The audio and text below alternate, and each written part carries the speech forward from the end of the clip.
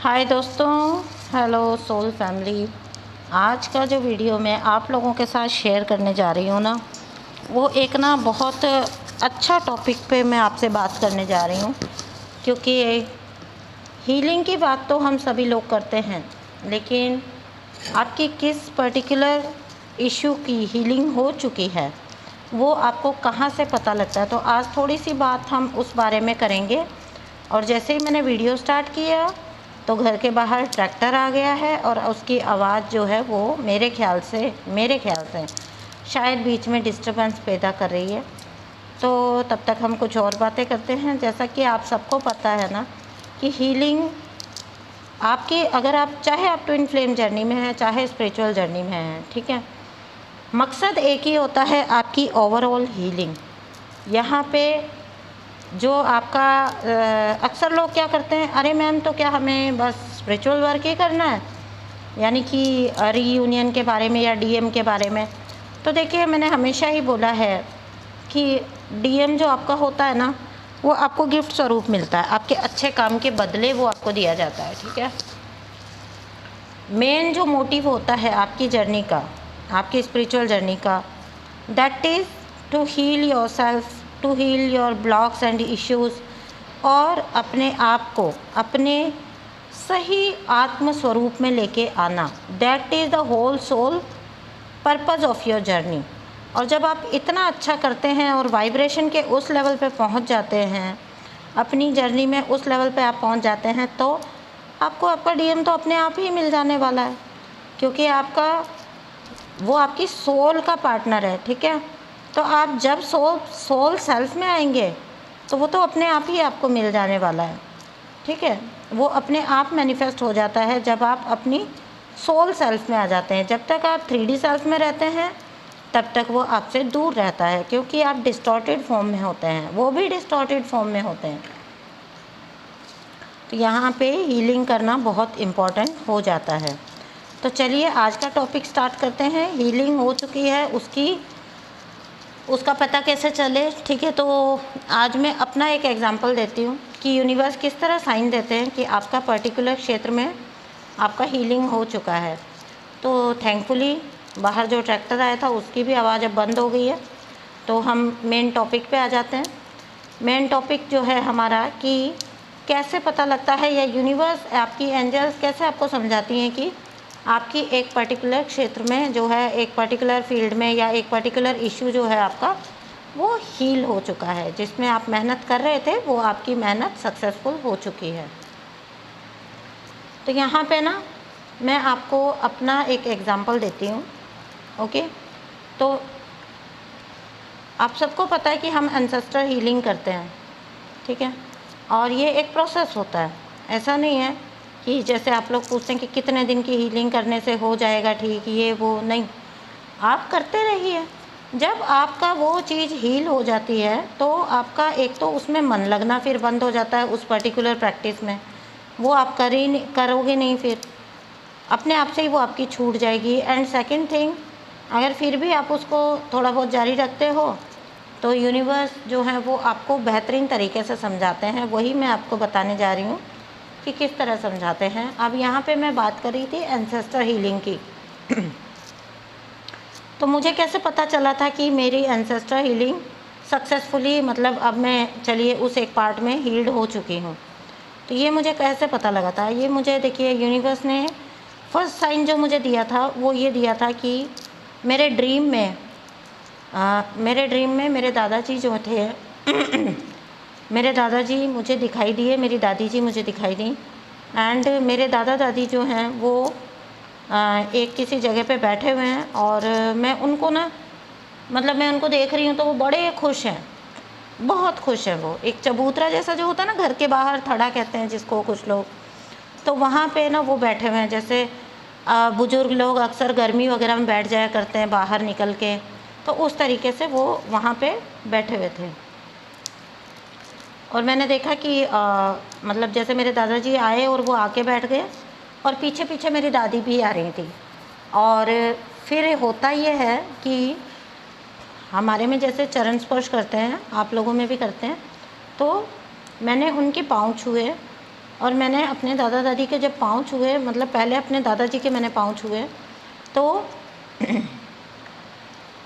मेरे दादाजी जो हैं वो मतलब उनके चेहरे से यू वॉन्ट बिलीव खुशी फूटी पड़ रही थी। मतलब एकदम ऐसे होता है ना कि एक आप खुश होते हैं और एक आपकी खुशी दिख रही होती है, झलक रही होती है। That type of an expression उनके चेहरे पर था और वो इतने खुश थे, इतने खुश लग रहे थे। और मैंने फिर उनके जैसे कि पाँव छुए, ठीक है। तो पाँव भी जैसे हम छूते हैं, जनरली हम जब छूते हैं पाँव तो हम क्या है, एक फॉर्मल थोड़ा झुकते हैं और पाँव से मतलब हाथ टच कर लेते हैं, वैसा वाला करते हैं ना। बट उस ड्रीम में मैं तो अपने बारे में भी बता रही हूँ कि मैं इसी तरह करती हूँ कि थोड़ा झुके हम और एक हाथ से जैसे टच कर लिया, प्रॉपर एक जो होता है वैसा हमेशा पॉसिबल नहीं हो पाता ना, जल्दीबाजी में हम वैसे कर लेते हैं। लेकिन मैंने उस ड्रीम के अंदर मैंने बाकायदा देखा कि मैंने अपने दोनों हाथों से अपने दादाजी के पाँव छुए, ठीक है। अपने दादा के मैंने पाँव छुए और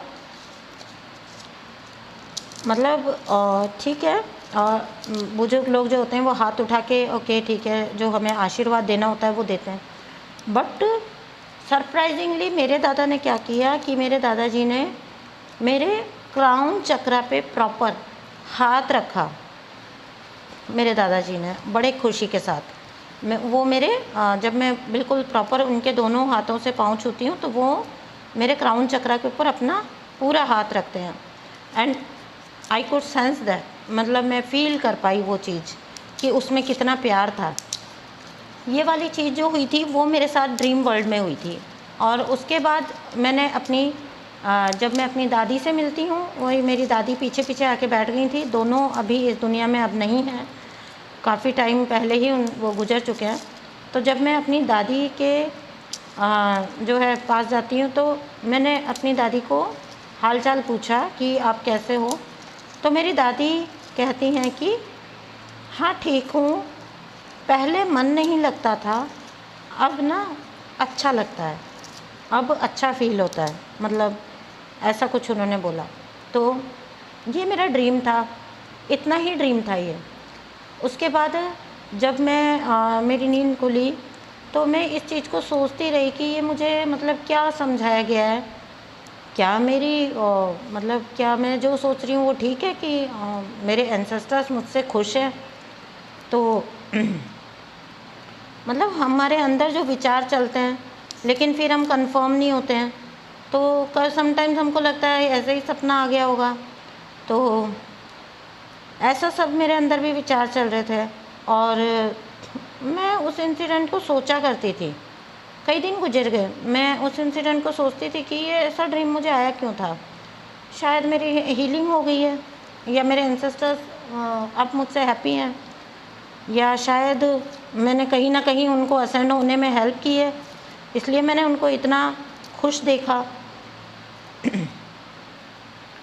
तो इस टाइप का। लेकिन मैं झूठ नहीं बोलूँगी, थोड़ा सा डाउटिंग की एनर्जी थी, थोड़ा सा। हालांकि मुझे लग रहा था कि ये चीज़ यही है, उनको इतना खुश मैं इसीलिए देख पा रही थी, लेकिन फिर भी मैं थोड़ा डाउटिंग की एनर्जी में थी।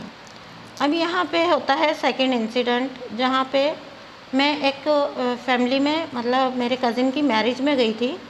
और वहाँ पे जो है मैरिज होने के बाद, सब फ्री होने के बाद हम लोग निकल रहे थे और वहाँ पे जो मतलब चौकी होती है, जो मैं बता रही थी पहले भी मैंने आपको बताया कि चबूतरा सा होता है बाहर, जो इसको थड़ा भी कहते हैं। चौकी होती है जो बाहर ना, जहाँ बुजुर्ग लोग अक्सर बैठ जाते हैं। तो वहाँ पे ना जब हम निकल रहे थे बिल्कुल, तो एक मतलब मेरी कार भी स्टार्ट हो चुकी थी, ठीक है, और सब बैठ चुके थे उसमें, मतलब सब जाने की तैयारी हो चुकी थी और मतलब जा रहे थे, बिल्कुल वहाँ से निकल ही रहे थे। और जाते जाते मैं ही लास्ट में बची थी, गाड़ी भी स्टार्ट थी। और जाते जाते ना जैसे हम निकल रहे हैं तो सबसे बोलते हुए निकलते हैं। तो वहाँ पे मेरे दादाजी लोग 3 भाई थे, जिनमें से एक अभी जीवित हैं अभी सही सलामत। तो वो वहाँ पे सॉरी, चेयर लगा के बैठे हुए थे और जैसे जाते जाते मैंने सबके फीट टच किए, तो मैंने उनके भी पाँव छुए, ठीक है। और वही जो मैंने आपको पहले बोला कि हम जाते जाते जल्दीबाजी में सबके छू रहे हैं, तो हम थोड़ा थोड़ा झुक के जैसे करते हैं, ऐसा करके और मैं अपनी कार की तरफ बढ़ने लगी। और तब मेरे छोटे दादाजी जो हैं वो मुझे बोलते हैं कि बस ऐसे ही मिलेगी। मतलब वो जो रियल में बता रही हूँ, जब हम मैरिज में से निकल रहे थे तो वहाँ पे बैठे हुए थे वो, और वो बोलते हैं मुझे, चेयर पे बैठे हुए थे और वो बोलते हैं मुझे कि बस ऐसे ही जाएगी, ऐसे मिल के जाएगी। तो मुझे हंसी आ गई, मैंने बोला ओके। तो मैं उधर से घूम के जाती हूँ, जो चौक था वो, वहाँ से मैं घूम के जाती हूँ प्रॉपर, और जाके और मैंने पूरा प्रॉपर झुक के उनके पाँव छुए, ठीक है। जो चेयर पे मेरे छोटे दादाजी बैठे हुए थे और मैंने उनके, मतलब मेरे पापा के चाचा जी, और मैंने उनके पाँव छुए। और जब मैंने उनके पाँव छुए तो मैं इतनी सरप्राइज़ हुई कि सेम उसी वे में, जिस वे में ड्रीम में मेरे लेट दादाजी ने जो मेरे सर पे हाथ रखा था क्राउन चक्रा पे, बाकायदा एक जो हमारी कैप वाली जगह होती है वहाँ पे पूरा प्रॉपर हाथ, सेम 3D रियलिटी में मेरे सामने इस दुनिया में, संसार में, मेरे उन छोटे दादाजी ने मेरे सर पे, मेरे क्राउन चक्रा पे सेम उसी तरह से हाथ रखा, बिल्कुल प्रॉपर पूरा हाथ रखा। और उसके बाद वो मुझे कहते हैं बस अब हो गया, हाँ जा, ठीक है, मतलब जाओ तुम, हो गया, हाँ ऐसे मिल। तो बाद में मुझे रियलाइज़ हुआ कि ड्रीम में आई हुई चीज़ का मैं फिर भी कहीं ना कहीं डाउट कर रही थी, तो मेरी एंजल्स ने, मेरी यूनिवर्स ने मुझे वो चीज़ 3D रियलिटी में दिखाई। और बिलीव मी, जब मेरे दादाजी ने मेरे रियलिटी में जिन्होंने मेरे सर पे हाथ रखा, उस टाइम मेरे आँखों के आगे वो ड्रीम घूम गया, सेम वही फील, सेम वही जो है एक्सप्रेशन था उनका, और बड़े खुश थे। और उन्होंने मुझे बोला कि हाँ अब ठीक है, अब जा। और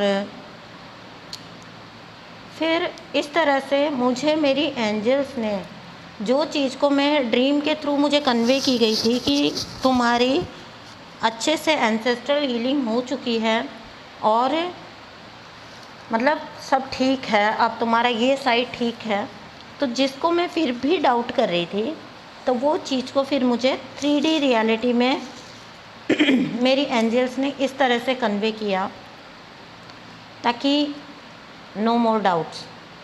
यहाँ पे वो मुझे ये समझाना चाह रही थी, नो मोर डाउट्स, ठीक है। यूनिवर्स ने आपको जो दिखाया वो बिल्कुल सही दिखाया था, आपको जो बताया, जो आप समझ रहे थे वो बिल्कुल सही था। And believe me, I was so happy, so happy, और बिल्कुल 100% कन्फर्म। और वो दिन है और आज का दिन है, मेरी एंसेस्ट्रल साइड भगवान जी की दया से अच्छी है, और मुझे बहुत कभी कभी बहुत अच्छा फील होता है कि मैं उनके लिए कुछ कर पाई, ठीक है। वो तो हमें न जाने क्या क्या दे देते हैं, लेकिन मैं उनके लिए कुछ कर पाई।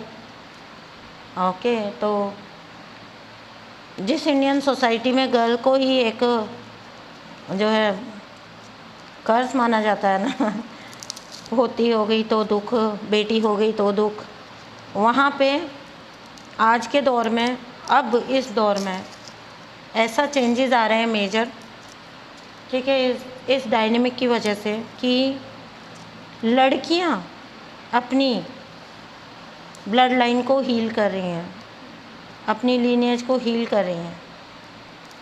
लोग क्या बोलते थे कि लड़का तारता है, उबारता है, तो सोच के देखिए मेरे लिए ये फीलिंग कितनी ओवरवेलमिंग रही होगी।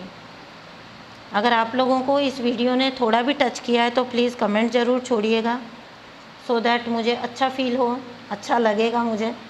और आप लोग भी इसी तरह करिए। आपको बहुत सौ को हील करना है, आप बहुत सौ के लिए रिस्पॉन्सिबल हो, अपनी पूरी ब्लड लाइन के लिए आप रिस्पॉन्सिबल हो, अपने आने वाले जनरेशन्स के लिए आप रिस्पॉन्सिबल हो, आपके आसपास सराउंडिंग के लोगों के लिए आप रिस्पॉन्सिबल हो, आप उनको हील कर रहे हो, कभी जाने में कभी अनजाने में, लेकिन बिलीव मी आपके थ्रू वो हील हो रहे हैं। तो ये एक थोड़ा मेरे लिए इमोशनल वीडियो था। थैंक यू सो मच दोस्तों फॉर लिसनिंग। प्लीज़ जिन लोगों को वीडियो पसंद आए वो इसको लाइक ज़रूर करना और कमेंट ज़रूर डालना। आज मैं देखती हूँ कितने कमेंट्स आते हैं, क्योंकि मुझे पता है सभी डीएफ्स को ये वीडियो ज़रूर टच करेगा। चलिए दोस्तों, bye, thank you so much.